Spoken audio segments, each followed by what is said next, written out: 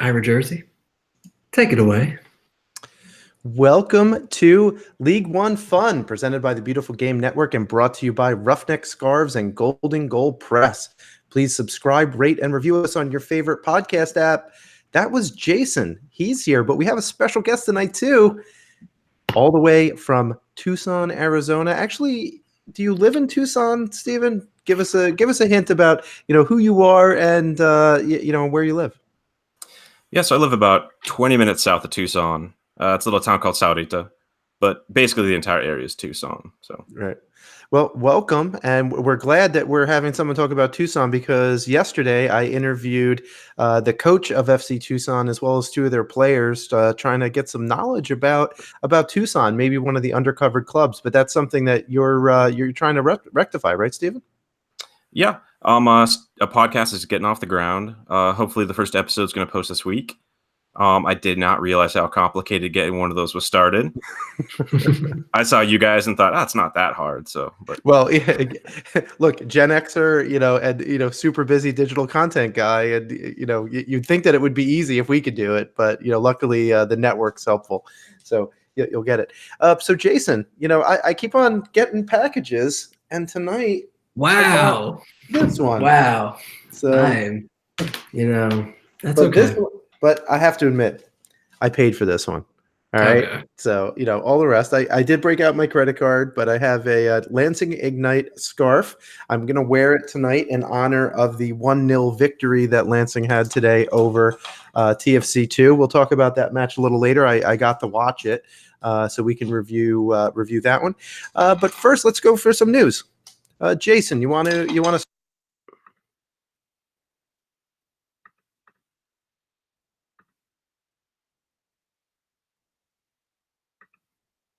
Can you hear me, Ira?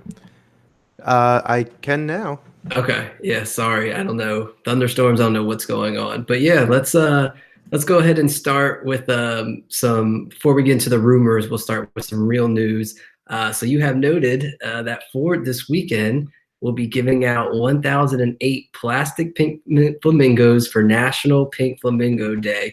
Wow! And going up against North Texas, I think they're calling this rivalry now El Plastico, based off of the plastic flamingos. Some nice banter from the Ford Twitter account too today, if you want to go check that out, about putting North Texas in the recycling bin. So that's nice. They're not completely trash. They're recyclable. But yeah, and I've been watching Ford. They've been doing scavenger hunts all this week for flamingos, and judging by how their game day was last week, I think this weekend might even top it. And I think you're going to see just a tremendous output from the fan base. And they might be the one place that has, Chattanooga hasn't lost at home, or did they lose at home? No, they haven't lost at home. But I think when it comes to the fan base and the environment, Ford might have the home field advantage of the league. Yeah, they have a great environment there, obviously, and certainly they're doing the community stuff right. And I think this is just another way to kind of really embed themselves within the community. But let's go to the next piece of news. Which rumor do you want to do first, Jason? Should we talk about new teams maybe next? Let's talk about some rumors of some new teams. So, well, we know one team is for sure, but it's not in League One. So right. San Diego is going to have a team in the championship. It's now official that the league announced it today. But talk to us about some of these rumored League One teams. Yeah. So Nipun Chopra on Twitter dropped the San Diego news, and with it, he also dropped some news of some potential League One teams that might be coming, which include Riverside, New England, and Miami. And so the one big thing I'm curious about these is obviously Riverside would probably be an independent club, but I wonder if New England is going to be an independent club or if it's going to be a New England Revs B team, and if Miami is going to be a 27th independent club in that city, or if we're going to get Beckham Juniors. But that was something that I found really interesting this morning. I have heard about Riverside before a couple months ago, and they went for sanctions and something had fallen through. So that name being brought up again doesn't surprise me. But yeah, let's talk about New England, right? Because this is a team that still uses their clip art logo from 1995. and hasn't really done much as far as trying to develop a stadium or anything like that. Robert Kraft hasn't really put anything into the team as far as development They purposes. are getting a $30 million training facility, which is supposed to Right. have an academy and presumably would maybe be where a 2-team could also train as well. So I wonder if that, is part of it, and that may be why we might be seeing a New England Revs B team. And also new coach Bruce Arena is all about the youth, right? So maybe he put, in his contract, hey, if I sign, I want to be able to make sure that we have some kind of an academy. We have, we're developing some kids, especially if Kraft isn't going to spend money. Yeah, New England's big enough. It seems to me that maybe they could try something similar to Tucson, and I'll bring in Stephen here in just a second. Maybe they could say, instead of playing near Foxborough, maybe they could, go up to New Hampshire and maybe, try and start a team a little bit away from the Boston metropolitan area and, be able to be New England, but, bring their brand further afield and also develop kids at the same time and maybe be in a different area. Because I think FC Tucson has a kind of a unique story with the way that they've done their 2-team. Stephen, can you talk to me about maybe? Before we talk to Stephen, is that what you want to do? Because I think right now the complaint about the Revs not getting the attendance and getting the support that they need is because they're so far away from the Boston area, right? So this is like, for instance, what they're talking about, with Chicago being branded back into the city and having a stadium in the city. Would you rather take the approach to where you're trying to spread out even further into the New Hampshire and Vermont areas, or would you rather have a team that's in the downtown city so that Boston can feel like it's their own? Well, that's a good question. I mean, maybe if the 2-team was played in Boston, say at one of the universities like at BC or BU, would that really be would that help the senior team? Probably not. I mean, you really need probably a 25,000 capacity stadium downtown for the Revolution to get much. But Stephen, talk to us about what it's like having this unique 2-team, the only 2-team of a USL championship team that's also a professional team, totally into, 100% into youth development for Phoenix Rising. So, what's it been like here? Well, it's a very unique experience because you have to look at the other 2 teams. Like you got Toronto, you got North Texas, you got Orlando. The gap between the level of play is much greater than you have with Phoenix Rising and FC Tucson. So it's much more tangible for those players to be able to move up. Because you've already seen 3 players so far this year. You got Austin Ledbetter, Kyle Bjornathan, and Andrew Wheeler-Omiunu. So you have those 3 have already moved up compared to a lot of the other teams. Maybe you get just a few minutes in a Open Cup game, or with Pepe, you get to start the Open Cup game. But so yeah, it's definitely different than the normal affiliate in the USL. Right. And moving on to other news, let's talk a little bit about another report. So Jason had retweeted on Twitter that the Third Degree, so the supporters group for FC Dallas, received several reports that Ricardo Pepi was seen yesterday at Toyota Stadium in a glass conference room with the Hunt family and with his or with Dan Hunt, I should say, and his family. So, is he signing a MLS homegrown contract or not? Jason, what do you think? Listen, everyone in the league is probably just as excited as Pepe is for this potential contract signing, because if he does, this is big, right? This is a teenager signing an MLS homegrown contract, pretty much, not guaranteeing, but setting up to where he's probably going to be playing for FC Dallas, if not this year, guaranteed next year. And already, as you see, he's playing US Open Cup for him right now. This is big news, right? This is the first time to where we could be seeing the USL League One player playing in MLS. He's somebody that has the experience both in the league and national field. But I want to throw out here, if you're Pepe, do you want to do this? Do you want to sign an MLS homegrown contract, or do you kind of want to play the field and see what else is out there? Maybe some overseas people come and look at you next year, and you can get into a training academy overseas and break out into their team. What do you guys think? Steve, why don't we start with you? Well, isn't FC Dallas the pipeline to Bayern? I thought that's how it works. So Yeah, I mean, I think Schalke is off on the outs after the Weston McKinney move, so they don't want to deal with Schalke. But it's yeah, so they've sent some players to Byron. I think it's a good move for him because he's already on a USL contract, so he's already kind of tied to the club. So if he can get a homegrown deal, and that the way that homegrown rights work for MLS is that if he gets traded for $4 million, $5 million, whatever, even in the next year or two, that's good for FC Dallas. That's good for the people in the pipeline and the people at North Texas SC because they see that there's the potential to go there. And then on top of that, it's good for him because he's going to get noticed, right? If you're playing on a bigger stage, like you're more likely to go to Europe, I think, playing for FC Dallas than you are playing for North Texas. So I'm just kind of hoping that the move happens sometime in the next week and a half when FC right, because you play him next week, right? Yeah. Yeah. It's funny though that what a loss it would be for North Texas to lose, the Golden Boot striker with the most goals in the league, just for them to have to play the backup striker who has the second most goals in the league. And it's a tremendous loss for them. The other guy who scored a hat trick in the league. The only other guy that scored a hat trick in the league. What a shame. We'll get to that game a little. We talked about that game last week. So should we go to results? Let's do that. Firstly, last Wednesday, the match was going on actually while we were recording.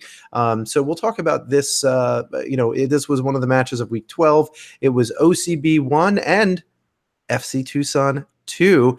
Jameel Cox in the 44th with a long range effort that skipped off the turf to hit the bottom left corner. Then Kyle Ventnor, in the 46th minute, there was a corner kick. The ball was headed back across the goal, and he had a great left-footed volley. I actually talked about it with him on the podcast yesterday,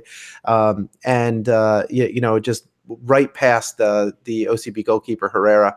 And then, but just a middle in the second half, Thiago Sousa did get a penalty kick, scored the 59th minute. Fullback Seamus was tripped in the box trying to turn, and Sousa had a very clinical finish there.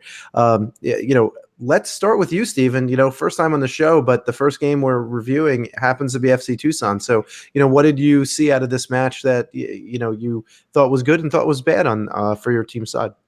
Well, first off, it was the assist of the year on the Ventnor goal. If Jordan Jones went in for the bicycle kick and somehow it went sideways right to the feet of Kyle Ventnor, who volleyed it home. So anyway, FC Tucson, they came out strong. They look organized. I know the past few weeks they've been kind of integrating more and more Phoenix's system. So if you've noticed, they've been a little bit more timid. They've been, playing the ball back more. But this time they really push forward. One thing Phoenix is known for is their attack, and so I think that's been pretty obvious the last few games. So I think that's a great point. Go ahead, Jason. So I was going to say, how do you feel about that? Because I do think that Tucson are playing their best when they are in the open field, kind of running at full speed, as opposed to building it up themselves and taking the ball almost like a half field approach. And you saw that this weekend. We'll talk about the second game they played, to where when they were given that space to come up and do, what they wanted with the ball, they didn't really have any ideas or creativity. So what are your thoughts on that approach against Orlando? When it comes to creativity, I think a lot of that's going to be solved when Luis Martinez comes back. He's been kind of laid up with injury the past month or two, but I talked with him recently. He said he's close to coming back. If you remember the first couple of games, he was the one who kind of orchestrated the movement through the middle of the field. And Phoenix Rising's style of play, like if you watch their game last night, it was a lot of fun to watch. But they're starting to move the ball through the middle of the field a little bit more. And FC Tucson, they've been known to kind of go down the wings and just kind of cut in. I really think that if they start integrating more of Rising's system, it's going to open up more avenues for them to attack. So if they're able to cut you through the middle effectively, then that's going to open up the outside a lot more. So, and what is that doing with Jameel Cox and everybody else who's kind of been, being in that mid right now? Jameel Cox, he started actually on the wing for the first few games and looked really on the first few dangerous. games. Yeah, but now, what he's doing now is he's coming towards, like, he'll start on the wing, but he drifts mid, and that's where he finds his shots, and that's why he's able to take those long ones. And so when you're playing through the middle, what do you think that changes with the offense right now? It's definitely going to change the way that they. That's a good question. It's going to change the way that they really build up, because you have to see. They've been trying to play out of the back so much, like it's almost kind of been like a mandate. At the start of the season, it was almost forced. Like you're not going to kick it long. But now with Carlos Merencio, he's really accurate with the long ball. It's something I've noticed. His distribution's really, really good. And so honestly, I think that's going to make playing out of the middle a little bit easier. But as far as trying to play out of the middle, I think the team over the course of the seasons, their identity is going to be changing slowly and slowly. And I think Sawatsky's really good at development. And I think a lot of these players have just taken leaps and bounds in their development over the past few months. So if this is, what they're trying to push, and I know Sawatsky's going to do a good job implementing it. So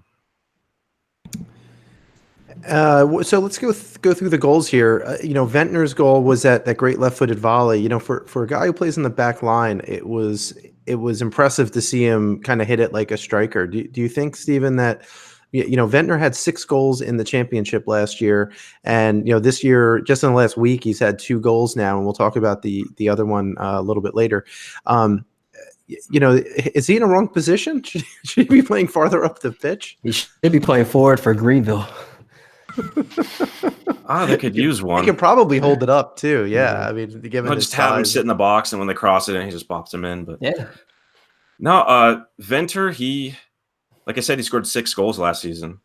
2 this past week. Honestly, if you watch him in defense, I think you see he's in the right position. But like Jason's been saying, if you give FC Tucson a set piece, they're going to make you pay for it now. And to be honest, if he was healthy the first month and a half of the season, I think he'd be a leading scorer right now. as a right center back, that's interesting. Yeah, I think Devin Jomga's sitting at 3 right now, and he's already at 2. So. Yep. Yeah. Jomga has 3. That's right. So a couple of other interesting things about this match. I thought it was a pretty interesting match. It was a little bit more wide open than I thought. I mean, even though there were, each team. OCB actually outshot Tucson 16-15, but of course OCB again 9 shots from outside the box. Again, Jason, I don't hate it. I don't. But they don't score from them. Yeah, that's the part that I like. They're not scoring from them. If they could just find a way to put them on target and put the pressure on these goalkeepers, because that's the main issue, is they're not getting anywhere close to being on target. If you can keep that low, have the keeper dive down for it, and then have the speed to get there for a rebound, or to at least keep pressuring the ball so that the other teams have a hard time clearing it out, I don't mind that. Especially when you look at them, they might be the shortest team in the league right now, right? So they're not going to successfully cross the ball against these teams like Lansing and Greenville, who have these, and even Tucson, who have these 6'3", 6'4" center backs. They're not going to win those, right? So shooting early could be their advantage, or if they can find a creative midfielder in that 10, sending those through balls. But right now they don't have that, right? Right now it's about D'Souza and Seamus flying up those sides. And when you get down to the sides, there's only 2 options. You're either crossing it in or you're cutting in and taking shots. And so I don't hate that they're cutting in and taking shots. I just hate that those shots aren't anywhere close to being on goal. So 2 other things that I think is interesting, early on we had talked about Luke Granitor, who, he was kind of a creative presence both off the bench and as a starter, kind of played out on the wing or as a number 9. And, he's been on the bench and hasn't started. I wonder if he should maybe try and come off the bench, because it seems to me that if he's given a shot, he might have a chance. I know sometimes he gets a lot of yellows because he's aggressive, but I think sometimes that's what they need. Instead of shooting outside the box, just have someone who's aggressive, going to try and, win the ball back and counter press if they lose it, inside the 18. The other thing about this match that is interesting, and I'm sure this has happened in other matches, but there were 0 offside calls for either team. So, neither of these teams was offside ever. So it's not like you had guys flying up the pitch and, trying to get in behind. And I think that, that really showed. And I think that that's very telling as to kind of how this match went, particularly from OCB's perspective. So, anything else on this game, guys? We're going to talk a little bit about Tucson a little later, so we'll have more to talk about from them. No, let's keep it moving. All right. So the next match on my list was Greenville Triumph 1 and Lansing Ignite. Look, my scarf, Lansing Ignite, also won. Lansing on the road wound up getting it. So Capital Combustion, our friend Weston Shelton did a little study. He put it out on Twitter as well, mentioned it on their podcast today. Shout out to another great Beautiful Game Network podcast, Capital Combustion. Lansing on their road trip actually got 1.25 points per game, which is better than the 1.00 average in the rest of the league on the road. So, Lansing had a pretty decent road run here. But they went up early. They went up in the 30th minute on a Nick Moon score from Moshe Bane. It was very interesting. It was a corner kick. There was like a scrum in the middle. It was like the ball was a magnet and pulled all of the Greenville defenders to the ball, leaving Nick Moon wide open at the back post, because the ball then goes back out to Moshe Bane, who crosses it in with his left foot, and Nick Moon heads it home, as Nick Moon always seems to do. But Cole Seller got a goal in the 66th minute to tie it up. Bermudez was put in, and Bermudez had a very nice corner, and that's where this came from. But Bermudez also created the corner. So Bermudez was really a spark for Greenville when he went in. Maybe he should have, if he was in a little bit earlier, he might have been able to do a little bit more. Jason, do you have a chance to watch this game? And what did you think about the performance on both ends? I did. I kind of disagree. I like that Bermudez super sub.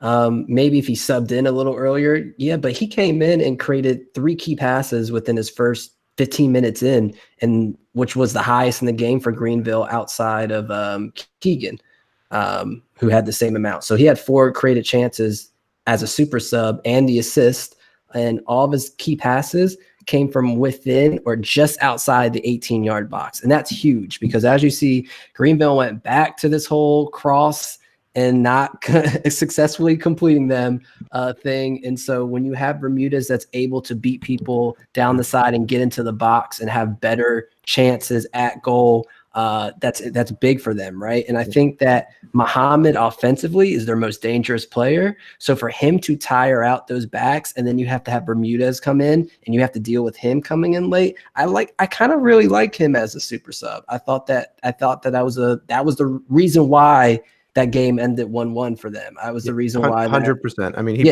played 28 minutes, had 11 passes, won 2 duels, had 2 successful crosses, 1 unsuccessful cross, plus, like you said, those 4 chances created. Yeah, 4 chances created in 28 minutes. I mean, that's pretty stellar. And to talk about Greenville crossing, 17 more crosses this season. Only 3 completed. Does Greenville have more crosses attempted than sure. Ever? No. I know that they have the most in the league, but what's the chances that they have almost 50% of all crosses attempted across the league? I think they might. I'm going to have to run some numbers on there. I'll say that they have more than 4 teams. I can see that. So another thing I think for this game too was that Carlos Gomez was really quiet. Like when he's on, I think that the attack is a little bit more fluid, and that there's a little bit more chance creation. But Carlos Gomez just did not get into this game at all. He had no chances created, only 1 shot on target, and he played, I think, the whole match. I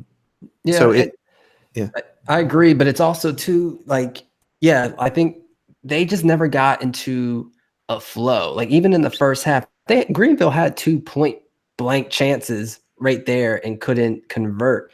And then the thing about Lansing is when they get the ball, it's so fat. Like Toomey did an amazing job this game. I thought Moshe Bane was probably Lansing's most productive player, taking people one-on-one, doing the things that you expect him to do. And I think what that does is it pushes Greenville back so much to help that it was hard for them to get into a groove. And you didn't really see them pick up that attack until about the 55th minute. And then when Bermudez came in, it was still, that's just even amplified it even more.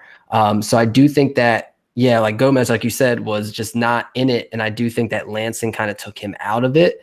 And Greenville was just kind of going with what was working, and what was working was Cole Seiler. Cole Seiler was just everywhere. Still, you cannot tell me. I still believe he's their best option at scoring goals. I think that if he can go into that forward position, he should.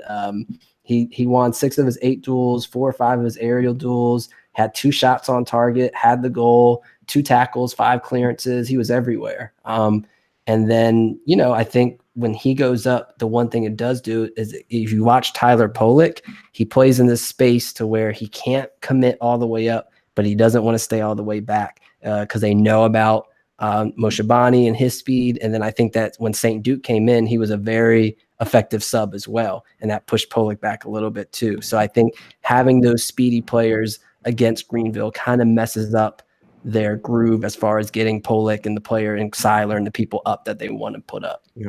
We'll talk about St. Duke a little bit later today too. Stephen, you have anything on this game, or should we move on? I was just impressed with the amount of times that Greenville actually got the ball on the net. Well, it was 1/6 of all of their goals for the season. So yeah, it came off like a corner, right? So it's still technically a cross. Yeah, it was from across. That's right. Yeah. So just to tell you what happened, that there was a Greenville had a corner on the right hand side. Bermudez swung it in from the left, and Cole Seiler finished. It was a really nice corner from Bermudez. It was like pinpoint accurate. So yeah, it was. I guess they consider corners crosses, but one thing I want to ask. So Ricky Espin, I think, is very good at hold up plays. And I was talking to Weston about this, and his one touches were fantastic.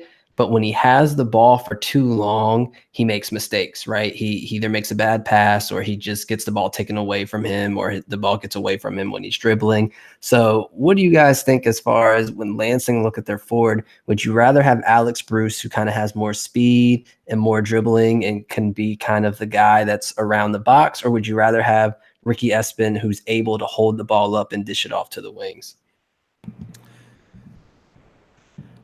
That's a good question, because today, when Bruce came off the bench, he looked really, really good. Yep, and Espin was invisible the first half. Yeah, that's right.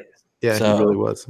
I don't know if it depends on who they're playing, but I know with FC Tucson, we got torched down the wings in both of our matches. So yeah, I think that's the answer, right? If you are a defense that can't handle the speed on the wings, and today we'll talk about the Lansing game, but they started Toomey and Celso on the wings, and that's the most dangerous wing group you know in this league. So yeah, if you're doing that, then maybe you start Ricky. Whereas if you are kind of looking more towards playing in the middle, you go with Alex Bruce.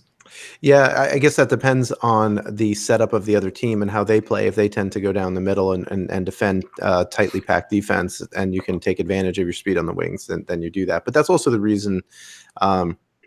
Yeah, well, why don't we talk about that when we get to the next match? Because I think that's a good point to bring up then. So we're going to talk about Richmond Kickers 0 versus the Chattanooga Red Wolves, who scored 2. I really thought for the first half, the first half it ended 0-0. I really thought the whole match might end 0-0. Neither. There weren't too many dangerous chances. There were a lot of shots, but I can't say that any of them looked particularly dangerous in the first half. In the second half, things also didn't look particularly good. I mean, Richmond had a lot of the ball. They had 57% possession, had 579 passes, so closing in on 600 passes, but very few of them were in the final third. A lot of them were in the midfield and in the back line. And they had 10 shots, 4 of them from they had 10 shots that were from outside the box as well, out of their total of 16 shots. So it's not like Richmond really, really attempted a lot of high quality chances. Stephen, maybe I'll start with you. If you watch this game, is there something that Richmond's doing wrong, or is it more in this case maybe Chattanooga figured out how to break down Richmond's defense, which has been playing much better of late? I was able to catch a little bit of it. Luckily, it was the second half. But yeah, so when I watched a little bit of the highlights, you did not miss much the first half. Yeah, there's a couple of shots, but like when the highlights are the ball going over the net or way out for a corner, then something was wrong. I don't know. Jason is more tactically astute than I am, but Chattanooga, they always seem like they put themselves in a good position to get goals or to create those key passes, but it always seems something goes wrong.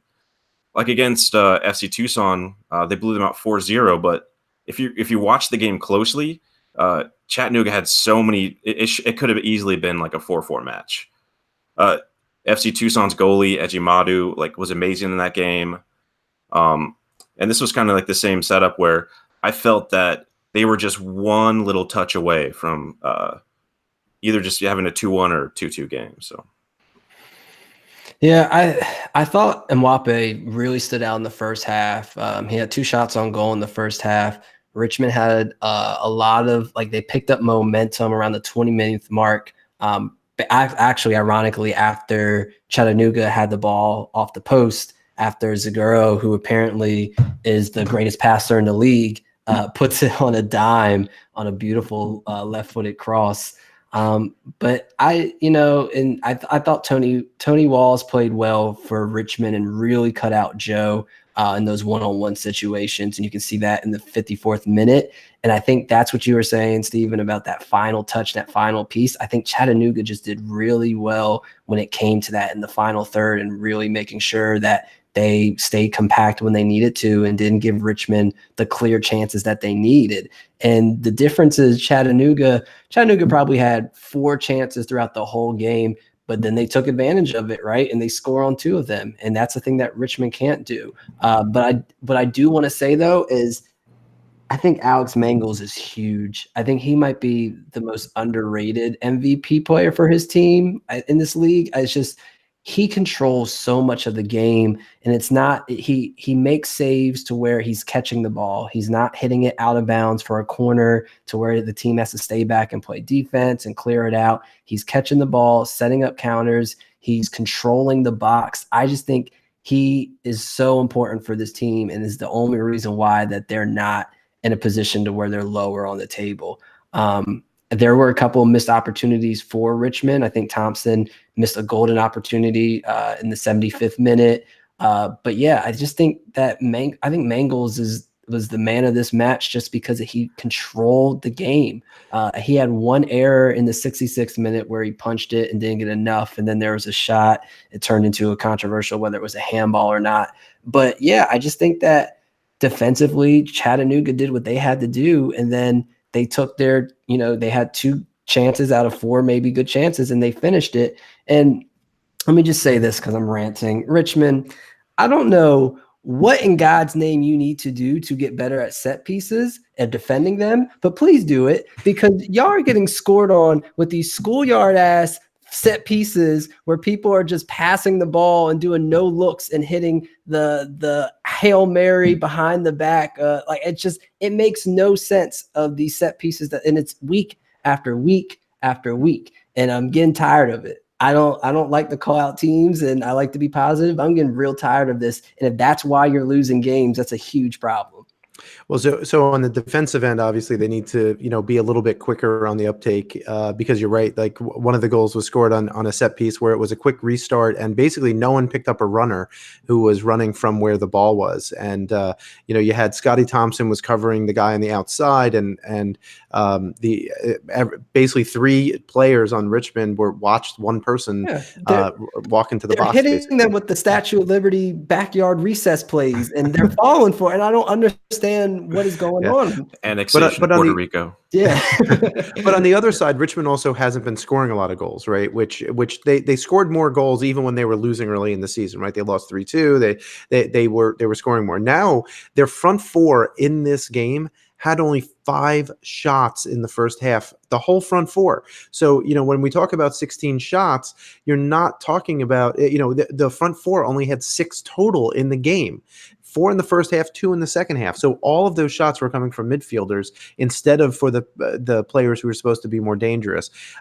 So I think it's actually both ways. And one of the things the Total Soccer Show did their Richmond Kicker Show today, and so something I agree with that Taylor Rockwell mentioned was they keep on getting like panicking and start shooting from outside the box instead of looking for one more dangerous pass. But I think part of that, and the one thing that he missed, is part of the problem there is that there's not enough movement between the players in that final third. So you don't have people making diagonal runs in behind, at least not enough for the midfielders to find that last pass. So they just, they look around, they have no other options except to shoot. So Ualfe, I thought, looked good in this game, and we've talked about him before. And so he got the chance to move up like we thought he would, and I think he was really good high. And they kind of brought Doyle back more and allowing Doyle to kind of move box to box when he needed to. But yeah, I think I'm sorry. He had four tackles and 3 in the offensive half, right? So that's where, if you're trying to press a possessing team, that's important. So that was a good tactical move. And you can tell UFA was setting himself in the middle and was constantly looking to his sides to see where he can set up these through balls and where he can set up these passes. So we're watching him kind of become their number 10. Even if he is, a better box to box, I think that he's going to be playing a bigger offensive role as they move forward. Great.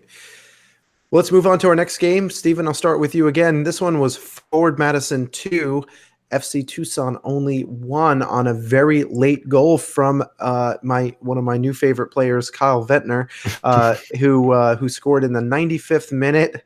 We'll talk about that goal in a second, but unfortunately that wasn't enough to win, because in the 44th second, yes, the 44th second. Not minute, second, right?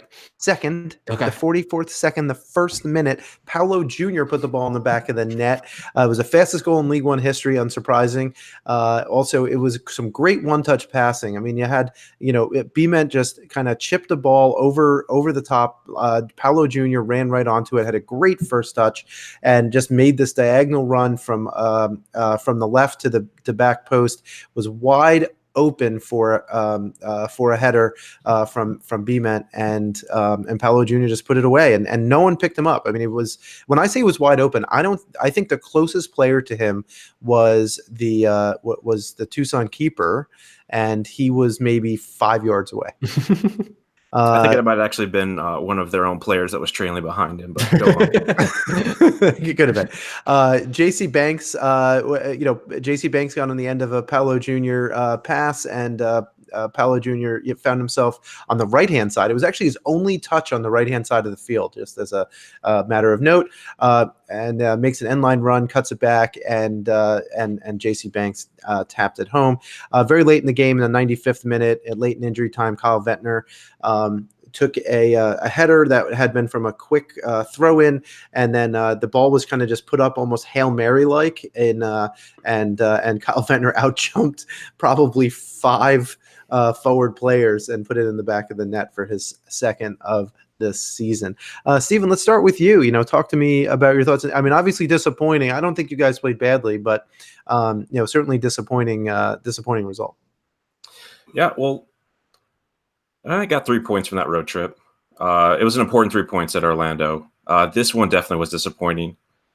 I think USL as a whole is probably glad that this match was at Forward Madison with a ruckus crowd, because if it was at Orlando, you would have picked up on the mic what Sawatsky was yelling at his players right after they let in that goal that early. Because if you just go back to watch any time Tucson's playing Orlando, you'll hear some words. So my 2-year-old's learning stuff from him. So it was just a game of missed chances. There was 2 amazing chances that FC Tucson had. Well, first of all, let's talk about possession. 59% possession FC Tucson had. They had, and a majority of their passes were actually in the opposing third. So that was impressive. Sorry, opposing half. Let's see. Jordan Jones. Forward Madison cleared the ball 42 times in this match, 21 times in each half. So that just shows you how often the ball was in the final third, like you were saying. Yeah, so they were pushing forward. They were getting chances. Like, to me, it wasn't a bad performance. It was a performance by a team that just had weak legs. I know that's not too much of an excuse, considering that I believe 6 out of our next 7 games are on the road. Yeah, you guys have a horrible schedule. You and Ford have 2 of the toughest schedules I've seen coming up. Well, and then you got to look. 7 out of the last 8 are going to be at home. Right. So that's going to be a fun run. So that's where we're going to make up some ground. But Jordan Jones, he hit the post, I believe, in the 73rd minute. That's right. Yep. And then, okay, this would have been amazing. Jordan Jones had another almost bicycle kick assist. But Abergil, he hit a volley that put it just about 2 inches over the bar. Yeah. Like I was on the floor. It would have been amazing. And like 2 weeks in a that was row. probably the best chance because there was nobody around him. I don't think he realized he had that much time. He had more time to kind of just bring that ball in and make sure he was positioning himself right. Instead, he kind of just one-touched it, thinking I need to get the shot off since I'm open. I just like how the camera zoomed in right on his face. Like after the goal, he was just like, eh. But yeah, so they had those chances. One of the bright spots that I thought was Eric Vergen. He's, I believe, a 20-year-old midfielder. He's a local product. He's been looking really good. The first couple games he actually started, he was a little bit shaky, but Sawatsky apparently thinks that he's a good addition to the midfield right now. He's got a lot of energy. He's a really good passer once he decides to actually pass the ball forward. But yeah, he's actually really helped them build up their attack these last 2 games. And he got the assist on Kyle Ventnor's goal. Is that right? He's the one who crossed. He's sitting on the cross. Yeah. The other thing that was missing from this game, and part of this might have been travel, is Devin Jamgo did not play in this game. He was on the bench. He had told his coach that his hamstring felt a little tight, so he didn't come, although he was available off the bench and did suit up.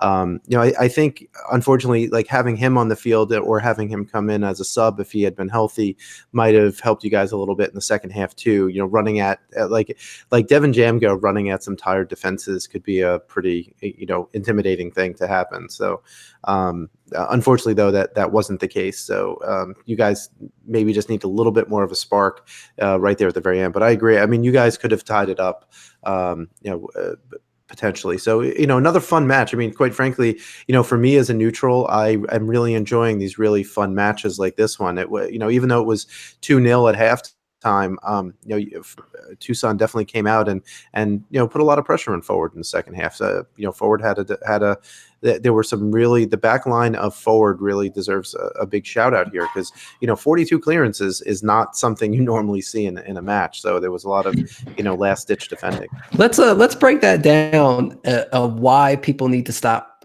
trying to cross the ball into Forward. Let's look at Connor Tobin. Connor Tobin has won 28 of his aerial duels. I'm going to have you guys guess what percent of them do you think that is that he's won? I'm going to say a percent. I was going to say 28 out of 32. So 90%. Okay. What about you, Steven? Let's go 65. Okay. He has won 80% of his duels, which is the best in the league. So He's exactly, you averaged Stephen and I, and we got it. Yeah. So 28 to 35. Sean Russell also had a ridiculous amount of clearances in this game, and he hasn't played all season, but the games he has played. So stop crossing it against Ford. All right. Ford and Greenville, y'all got to stop crossing into the box. Simple as that. But let's talk about more of this game. I want to say, first and foremost, Tucson, if you score first, you win. If you don't score first, you lose. That's just how they're set up. They're 0-3-1 now when they concede the goal first. So, yeah, the Tucson strategy is don't concede first, and we might have a chance. But the difference in this game, and he might not show up on your stat sheet. He might not have gotten that much attention, but Ford is a whole different team when Carter Manley is playing.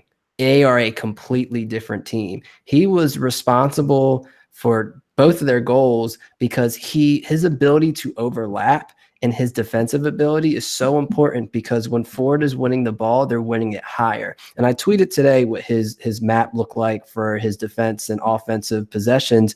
I want you guys go to my Twitter account and look at that and see where he's winning the balls and where his passes are going when he wins the balls, because he has set up key pass after key pass, successful passes after he wins the ball down the side towards the middle of the field. And that's so important because that allows Paulo Jr. and Don Smart to make those runs and get down there as opposed to building up the ball. And that's when Ford is at their best. And Ford, that was the difference. They just dominated that right side, and they just dominated that side that Carter Manley was on.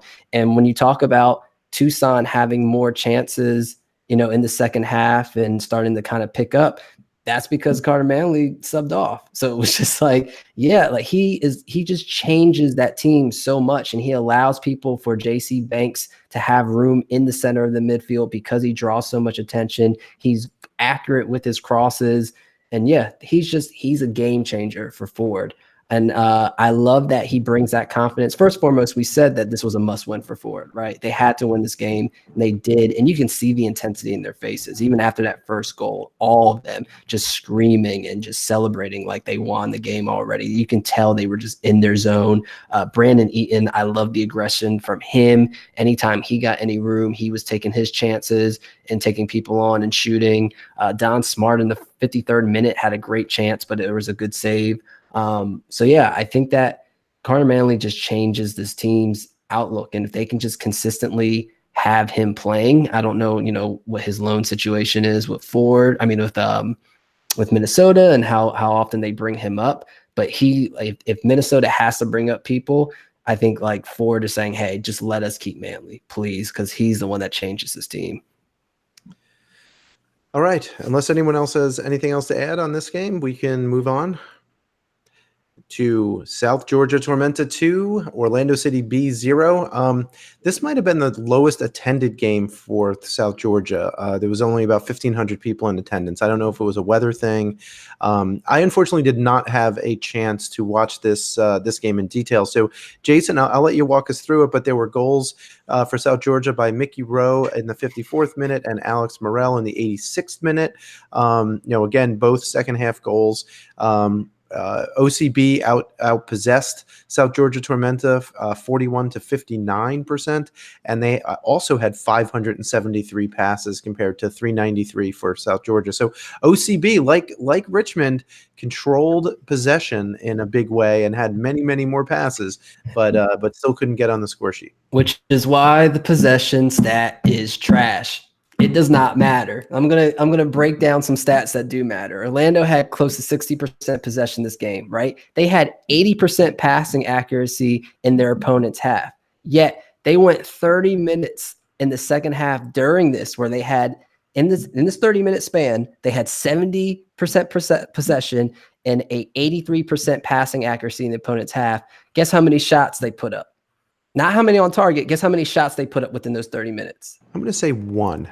How about 0? They did not put a single shot up. So what is the point of possession when you're not even shooting the ball? So that's why that stat is trash. But I will say this game could have been a lot different. Orlando came out shooting, and they had 7 shots in the first half, only 1 on target. Like you were saying, those shots are coming outside the box. But in the 10 minutes, Seamus was just dangerous down the side and setting up a bunch of chances, including one that Raphael hit off the post, and that was their 1 on target. And I think that was in the 10th minute. And if that would have went in, it would have just changed everything, because you could see that Tormenta was kind of playing back. They had a rotated roster to which they introduced people. Pando played for, I believe, his first start. And they had, different guys everywhere because of suspensions and injuries. But then around the 25th, 26th minute, you started to see Tormenta kind of get into their groove. Connor Antley, the sign destroyer, if you didn't see it, he definitely took out one of the signs in Statesboro. He drew back-to-back chances in that 26th minute. The first with a long pass to Marco off of a clearance from an Orlando header. And then that shot was saved, turned into a throw-in, and Antley, instead of staying back like he did for the corner attempt, just decides to run in, gets the ball, and just runs it into the box and sets up a chance that I believe went off the post. It just shows that his versatility is so important to this team, and he continues to be one of Tormenta's most important players. But the second half, you saw that's when Tormenta said, okay, we need to come out and play more aggressive, and that's exactly what they did. And it was their pressing that led to those 2 goals. They had 2 good chances in the first 2 minutes based off of the pressing. And I think also what you saw was in the second half, Charlie Dennis kind of went up more and played that center high position that he likes to play. And that was the changer. Mikey Rowe had a goal off of a rebound and handled that position well. But you saw that Charlie Dennis started really kind of taking control and being that pivot of the offense that he likes to be. Had 3 key passes in the second half compared to the first half where he only had 1. And then also Vinales with the box to box. He was made team of the week and deservedly so. He was really the one in the second half that kind of controlled the tempo and really kind of put that pressure on Orlando so that the Tormenta guys can get up. Steven, you have anything on this match? I didn't get a chance to see it, but my experience with OCB, they're very they rely on what I call individual moments of brilliance. Yep. Where you can plan for them, you can absorb their pressure, you can bottle them up, but they're so talented that at some point one of them can do something that'll just change the game. I know versus Tucson, it's usually going down the right side and just kind of hitting in a long ball. So they've done it to us twice now where we had them bottled, everything was fine, but then they just broke down the right-hand side and one player just did something just amazing. So, yep. The S's, Seamus, Serginho, and Souza, they're just incredible down the side. You saw D'Souza, have that goal last week to where it literally Serginho just flicked it to him and he decided to outrun the whole team. Even in this game, Seamus had 6 crosses and 2 chances created, and was a key factor in the first half. It's just, like you said, we don't have a final third finisher for Orlando. Those might have been the only 2 chances created by Orlando as well. And importantly, Leonardo Seamus did get a yellow card in this match, so he will miss the match against Lansing next week. Yeah, and that's not good because they're going to need that speed against Lansing. So, okay, well, if no one else has anything on this match, we can talk a little bit about a match that ended just before we started recording. This was Lansing Ignite 1. So again, Lansing Ignite, scarf around my neck right now, against Toronto Football Club 2 that scored 0. The only goal in this match was by Stephen St. Duke in the 61st minute. It was a pass to the out wide from Alex Bruce, who I think, if memory serves, he won the ball in the middle of the pitch and then just sprung St. Duke, who was wide open on the left. I think that the right back for TFC had pushed up and there was a lot of space in behind and no one could catch Alex Bruce when he was on, and he had a nice shot that hit the bottom left corner, and that was all she wrote. TFC did press again. I was actually thinking maybe this would be another road draw for TFC after they had made that big comeback last week against North Texas, but Lansing did very well to absorb that pressure. Interestingly, a couple of interesting match facts here. Toronto FC2 had only 3 subs on the list, and one was a goalkeeper. So they only had 2 field players. They substituted both of them in.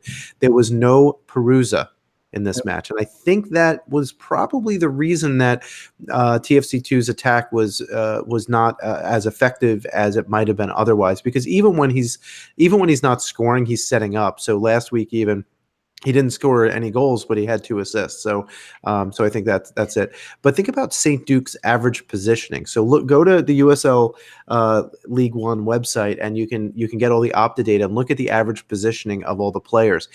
St. Duke's average position was higher up the field than any of TFC's fullbacks. Any player on all of TFC except the keeper had an average position that was more toward the midfield than St. Duke was. So St. Duke was just running off the shoulder, and I think that's the way that he wound up getting that ball in behind. He was pretty dangerous. He could have had a couple more goals in this match as well. I don't have all the stats with me at the moment, but Jason, I know you watched at least a little bit of this match.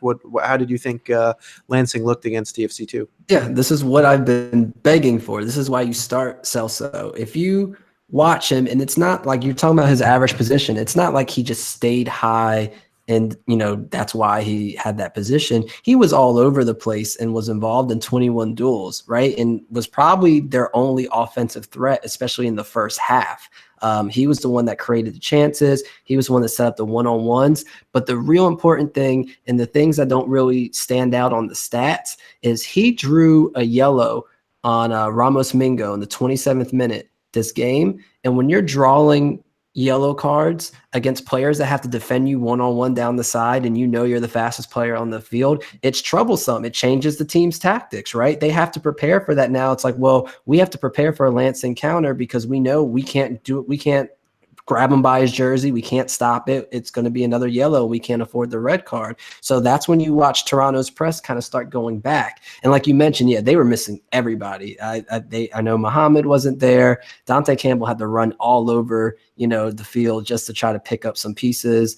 But yeah, this was easily, in my opinion, Lansing or Celso's best game of the year, but what Lansing's tactics are good with. And like you said, with Alex Bruce winning the ball in the middle and then sending, that's what that press is all about. If you can win the ball in the middle and send Celso and Toomey down the sides, there's not too many teams that are going to be able to keep up with that and deal with that. And what you saw is Lansing start pressing again and create those advantages because of that. Shout out to Cleveland, though, keeping them in the game in the first half with a lot of big stops, including a one-on-one against Dorsey, and then Hundle, who I call the horseshoe of League One because he loves to hit the post and he loves to almost come close, but he just never gets it and almost doesn't count except for horseshoe. So, Hundle had a good game, but he just needs to finish it. But yeah, I think Lansing did what they needed to do. And another kind of under the radar thing is why they're able to do that is I think adding Hollingsworth into his position. I think in the past couple of weeks, he's been playing great, easily like their best one-on-one defender outside of Nick Moon. And that allows for those backs to not feel, or for those wingers to not feel like they have to come back and help so much. They can trust Hollingsworth, who then can win those passes and spring those counterattacks. Whereas if you have someone else on the side, Toomey and Celso might feel like they have to come back to support. Well, I think that's important. I think Hollingsworth in this match, his distribution was quite good. So even it wasn't only his defensive effort. I think it was really his distribution and being able to get the ball, and find players with quick passes instead of just hoofing it long. So, again, we didn't have time to do all the stats for this match, but I suspect that there's less clearances by Hollingsworth than there was for some others, and but his passing percentage was probably quite good. Stephen, anything on this match? Did you have a chance to watch it? I know you have a little one at home, so before this you might have had other duties to attend to. Yeah, I was chasing the kids around, but I was also watching the FC Dallas New Mexico game. So fair enough. Okay, so just to let you know about Hollingsworth, just a quick stat to kind of provide details of what you're saying. Hollingsworth had 33 passes and only 4 of them were unsuccessful. And out of those 4, 3 of them were 18 or 20 yards or more. So they were clearances. Yeah, so they were pretty much clearances, or they were long balls that just didn't find success. Yeah. Great. So where does that leave us right now? Well, so that means that after this week's games in the official table, North Texas remains at the top of the table followed by South Georgia Tormenta, TFC2, but Lansing Ignite skips up a couple of spots right now into the 4th spot. But FC Tucson does have a game in hand. So Stephen, don't fret just yet, because if they were to win that game in hand, they would be in 4th place. But Chattanooga Red Wolves also have a game in hand on you, and if they were to win both of them, they would actually be in 3rd place. So there's still a lot of potential movement in that middle of the table. Interestingly, in points per game, Richmond Kickers and Forward Madison would be tied in points per game in 8th and 9th. Forward Madison in 8th based on goal differential. Orlando City B still at the bottom with less than 1 point per game and a -8 goal differential. The good thing for you, Stephen, is that there's only 4 teams with positive goal differentials, and FC Tucson happens to be one of them, has a better goal differential than Lansing, even after Lansing's 1-0 win tonight. Yeah, I was checking. I was surprised that FC Tucson scored the 3rd most goals in the league. Yeah, you guys have a lot of goals. The problem is you let in too many too. So Yeah, well, we keep need to- bunching them need to up in fix just that. to one game. We got to spread them out a little bit. Yeah, there you go. Exactly. So this coming Saturday to preview upcoming matches is at 7 p.m. You have Lansing Ignite versus Orlando City B at 7 p.m. Eastern time. Orlando City B, like I mentioned, will be without Leonardo Simas, who is sitting out on a yellow card suspension. Also at 7 o'clock is Chattanooga Red Wolves are hosting Greenville Triumph. This will game. actually be the last meeting between those two teams this season.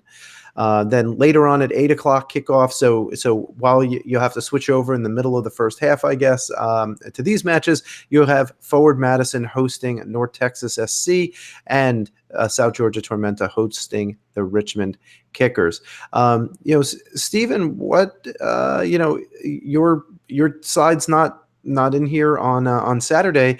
Which of these matches compels you the most to watch? Because you can only watch one of these live. So which one will be on your focus list here? Honestly, just people that are going to be around us on the table. Just want to watch for movement, some of the upcoming games. I want to take a look at North Texas, get one more look at them before FC Tucson plays them. And then always, I just like watching. I like watching Lansing Ignite play because when they click, they really do click. So I like it when they move the ball down. So one thing I should note is that you play at North Texas on Tuesday night at 8 o'clock. So North Texas will be playing on short rest. So you can maybe take some solace in that, although you guys have to travel. Jason, there's a lot of table implications here. And we're not quite halfway through the season, but we're getting close. This is going to be week 13. You're going to have a couple of teams that will actually have 14 games under their belt, even though this is only week 13. But Toronto 2 is also not playing this week. So, they could potentially be passed by Lansing this week. Yep. I actually think that the game I'm most curious about is Chattanooga and Greenville. Chattanooga is just a sneaky team to where it's just like they're there. They're in playoff contention, and you look and you go, oh, really? Because they're not a team that really has that offensive power that you think about. But like we were saying earlier, they take their chances and they get it done, right? And if Mangles is just going to keep playing out of his mind, then they have a chance. They're playing at home, haven't lost at home all season. Greenville can't score goals. So it's one of those things to where all Chattanooga might need to do is take that one good chance, score a goal, and that can be a 1-0 game. And that just might be their scheme all year, right? They might sneak into the playoffs as a 4th or 3rd seed as just a team that kept winning 1-0, 2-1 games, right? And you have to worry about breaking them down defensively. And yeah, that's, it doesn't set up for the most beautiful and entertaining soccer, but it's effective for them. And, if 2 of their guys are making team of the weeks off of their 1 shot and 1 assist and 1 goal, then it is what it is, right? It's not fun, but if that's how they're going to win, you don't stop that. And so I'm curious to see what happens when they play Greenville, who has, probably still the most organized defense in the league, but Greenville can't score. So this is going to be either the most boring match of the year or Chattanooga or somebody's going to have to take initiative and really, set up and put their foot to the pedal. So I think we have yet another must-win match here, which is going to be hard. But I think the Richmond Kickers really have to get a point at least from their match against South Georgia this week to have any shot at really making the playoffs. I mean, if they don't, it's going to be a problem. I mean, Forward had to basically win this week in order to have, not any shot, right? Because you go on a run here and you win 3 of 4 and you draw the other one, right? So you could still move up the table quite a lot. But we're getting to the point here where some of these, teams at the bottom of the table that don't have a lot of games in hand, like the Kickers, really are going to need to start getting points in a hurry. Otherwise, they're going to be in trouble. One disadvantage that Ford has for that, their schedule coming up is just brutal. So they've got North Texas at home this weekend, first place team in the league. Then next weekend, they're away at Toronto, who haven't lost at home. Then they're going to Tormenta, who also have not lost at home. And then 3 days later, have to play Lansing. that's their next 4 matches. And that sounds horrible. That sounds like you could potentially be looking at 1 or 2 points. Maybe you be the first team to beat Toronto at home. I don't know. That's a tough 4 games. And so for Fort to just have a must-win game, I'm glad they're going in there with that confidence because they're definitely going to need it. Okay, well, moving on, we had a team of the week came out from the league on the league website. Unsurprisingly, the player of the week was Ronaldo Damus, who scored a hat trick. So obviously a pretty good choice for the player of the week. But you also had Paulo Jr., who obviously scored the fastest goal in League One history. Sione, another attacker. You had midfielders Serbly, Vinyals, Pineda, Arturo Rodriguez. Arturo Rodriguez, we didn't really talk much about him, but still, for my money, probably one of the top 2 or 3 midfielders in the league. And in the back, Ventnor, I guess when you score a goal and you're a defender, you make the team of the week because Connor Antley did that a couple of times. Connor Antley also in there as well as a Seller, and of course, hey Jason, your man Mangles, goalkeeper of the week. Yeah, and he's one of those positions to where he should be just automatically put in and somebody has to beat him out of it because he's the reason why Chattanooga's in the position they are. And I'll fight anybody who disagrees. All right, so here we go. New segment here now that we have the official team of the week, but we're going to say who should be on the bench. So who is the player not that I just listed, who should probably be here? I'll actually start, and I'm going to say Bermudez should be off the bench. We know that he comes off the bench and makes a difference. So, he's the perfect guy, I think, to, be one of the inaugural players on our League One Fun bench player. How do you guys feel before I give you mine about players making the team of the week? Yes, they scored a goal, but let's say they had 5 touches and one of them was a goal and one of them was an assist. Yes, like you made the impact, you scored a goal, you had the assist. Does the amount of work you do though emphasize like why you should be on the team of the week, or does it only matter about the goals and the assists? I mean, it's your opinion. I guess if you made an impact, regardless of what that is, particularly if it was a game winner or game tying goal, then yeah, I mean, look, that's a key play of the week, and I would think that player, could easily be a bench player, whether or not they're, maybe they don't deserve to be in the team of the week, but they could be on the bench. Right? Okay. First off, I just want to say I'm always a fan when there's 4 defenders on team of a week, not like some kind of faulty back 3. Yeah. So yeah, like I would not want to play this lineup, quite frankly. Like I like the back 3 that are there, but behind them, in front of them, you don't have a defensive midfielder. Yeah, that's what I'm saying. Like that's where the midfield kind of throws me off. Yeah, but I mean, you could throw a Walfi in here, right? We mentioned saying his praises a little bit ago. But and even Mwape, right? Even though he came from a losing team, he won 11 of his 17 duels, had 2 tackles, 2 interceptions, 4 chances created. I thought he didn't hit the post, didn't he too? Yep. And but since we've got Mr. Hernandez on the show with us, I think I'm going to go with a Tucson player, and let's talk about Jose Terron.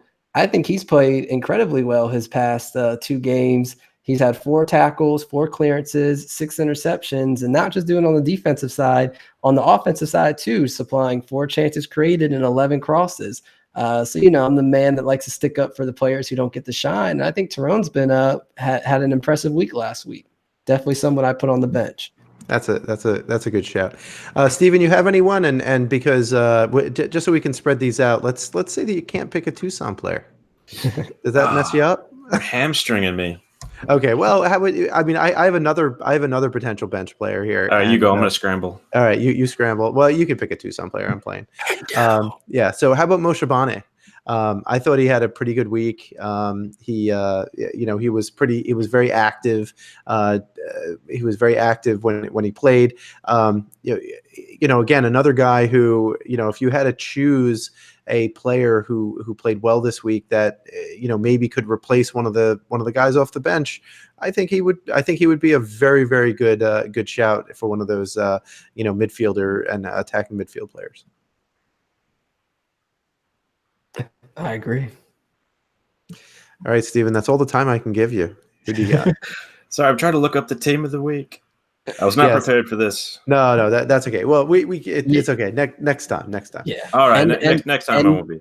Endo should be on there as a bench player, if not on the actual team of the week, even if he only played for 30 minutes or 45 minutes, whatever he played.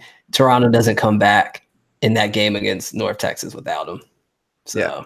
True, true. Yeah, I guess that's true. I guess that was this week, wasn't it? Yeah, I keep on thinking that was last week because we were no, reviewing that yeah. game last week. Yeah, you're right. He came on and had like 4 or 5 chances within Yeah. the first 20 minutes. He Yeah. was the reason why Toronto had that comeback. Yeah. Well, I had Bermudez. I mean, he came off the bench, obviously. And, yeah, that works. I mean, someone who comes off the bench and makes an impact is a perfect off the bench player. I mean, that might have been a whole team of the week itself, right? Just the super subs. Because they were the ones who made the impact on 3 of the 7 games of last week. That's what it's about. Yep, those are also the coaching decisions that need to be made as well. So you can pick one of them maybe as coach of the week. So Jason, I didn't check Twitter. Were there any fan questions? We do have one fan question. This is from SNJ_John540. He asked, how much longer do you think Pepe has in this league? And does he stay with North Texas, or does he go on loan with the championship team or directly to FC Dallas? So here's my take on this. I think that he occasionally will stay with North Texas if he does sign, and he'll be probably a off the bench kind of player, getting spot minutes here and there. But in weeks that he doesn't play, and North Texas, plays after FC Dallas, then maybe he plays with North Texas. So, I'm basing this on some other teams. So when you look at now, there's only a couple of 2 teams that I follow in the championship, but when you look at Seattle 2 and Red Bulls 2, the 2 of them, they have full-time players. I mean, guys like that you might know, like Haitian international Derek Etienne Jr. He's on the bench a lot of times for New York Red Bulls, but when he doesn't play for the Red Bulls, the next match, if he can, he'll play for Red Bull 2. So assuming you can get those loans down, I think he'll get a lot more minutes still in North Texas, but maybe not as many as he would have if he didn't sign for the first team.